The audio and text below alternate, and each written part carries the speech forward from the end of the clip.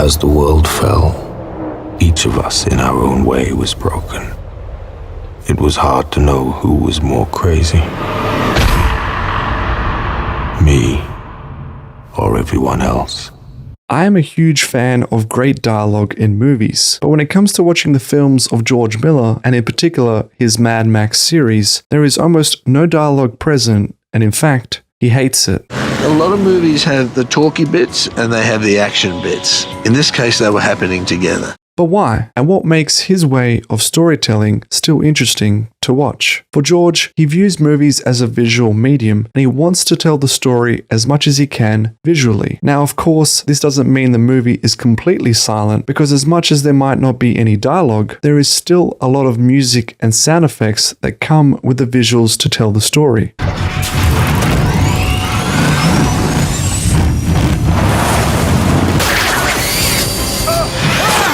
But does this mean having minimal dialogue should always be the way to go?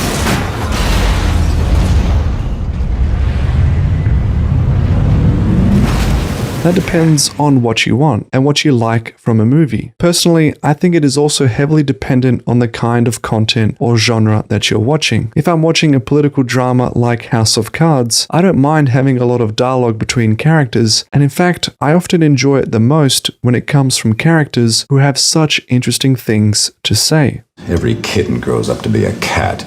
They seem so harmless at first, small, quiet, lapping up their saucer of milk. But once their claws get long enough, they draw blood, sometimes from the hand that feeds them. For those of us climbing to the top of the food chain, there can be no mercy.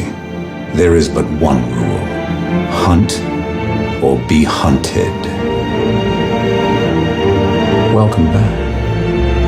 Excessive dialogue is also part of why I love a good monologue or a good speech from an eccentrically different and interesting character. Sometimes what they have to say is also so memorable, and it's what makes characters so quotable. Say what again? I dare you. I double dare you, motherfucker. Say what one more goddamn time. But these are situations where the use of dialogue is clearly the highlight of the story. And as much as there is still action, conflicts, and consequences that occur in the meantime, watching what characters have to say and how they react is a large focus on the way the story is told. Yes, you did. Yes, you did, Brett. You tried to fuck him.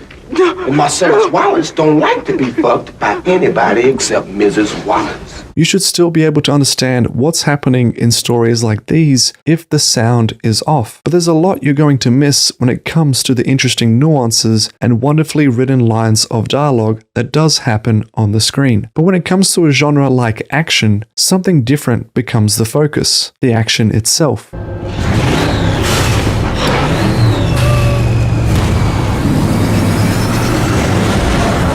Which is why I suspect George Miller is so much more interested on the visual side of things as opposed to what the characters have to say. Alfred Hitchcock said it best when he says you try to make movies where they don't have to read the subtitles in Japan. So you try to make movies, you know. For this, it needs to be big. Yeah. For George, the only way things can be revealed in an action type of story is through the action of the characters. Take this sequence from Mad Max 2: The Road Warrior. We watch Max spy on a couple from afar who are terrorized by a group of gangsters. After they leave him tied up, the only line we get from Max is, Thank you. Save it. I'm just here for the gasoline.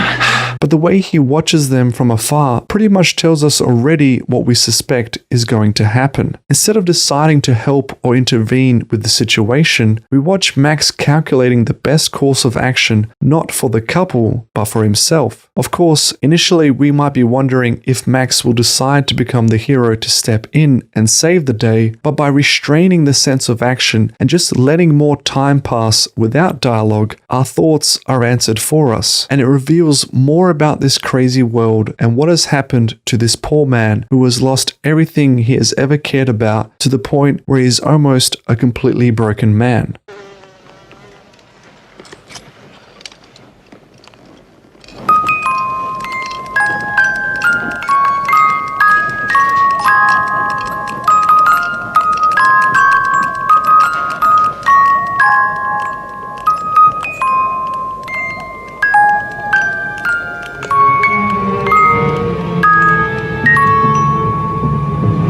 By the end of the film, Max redeems himself, but it isn't at this point of the story. And had that line of dialogue been removed, we could already still gather enough about his character and journey at that moment in time.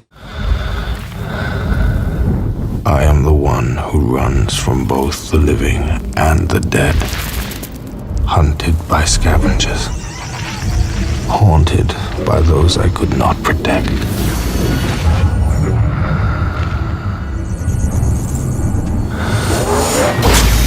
Part of why I feel like he hates dialogue, or perhaps opts in to use less of it, is because he doesn't enjoy the separation of scenes where in one part you have the talking bit and then in the other you have the action bit. This is usually the standard when it comes to any action film, because by breaking up the action sequences with scenes of dialogue, you're allowing the audience to have a breather while explaining something important that moves things along.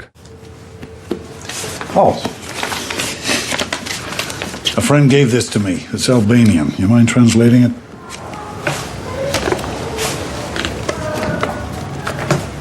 Method.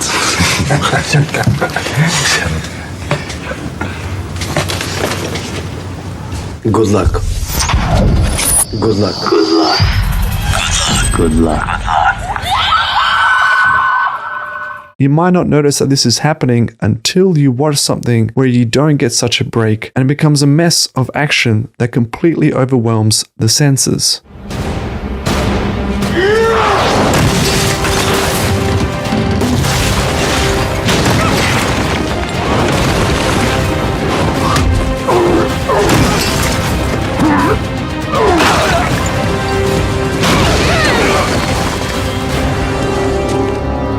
But in Mad Max, we don't feel overwhelmed, even though most of the film is made up of action. So what makes it different? Well, it comes down to the type of action involved. With Mad Max, instead of breaking up the action sequences with scenes of dialogue, we get more action sequences but of minimal and less abrasive actions. Instead of going from one car chase to another and another, we'll get a car chase to then a quiet, somber reflection in the desert.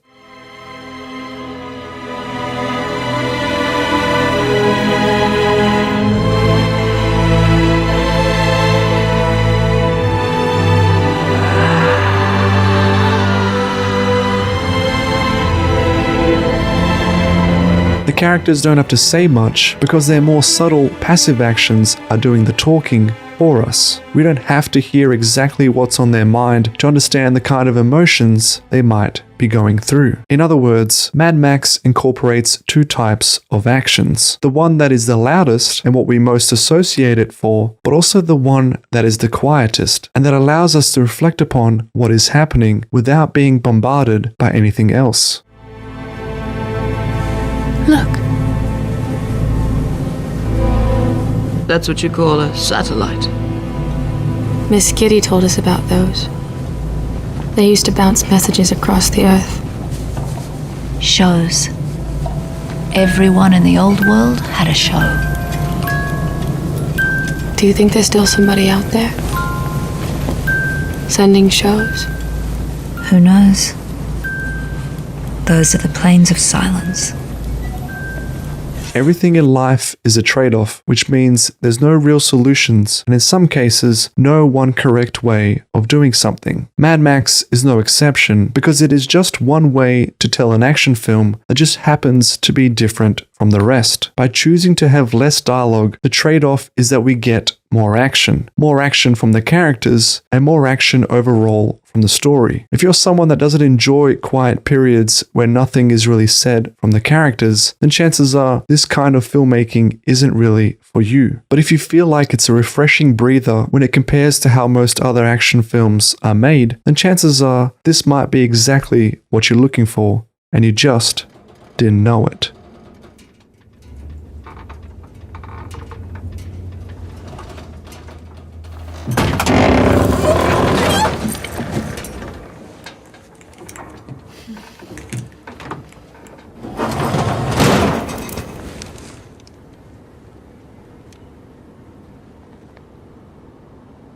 It's all here! 3,000 gallons of gasoline, just like you asked. I'm gonna unhitch the pod. You dropped the rocks.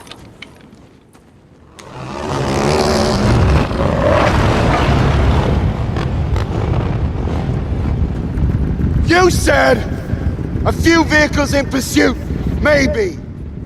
We count 3 war parties. Yeah, well, I got unlucky.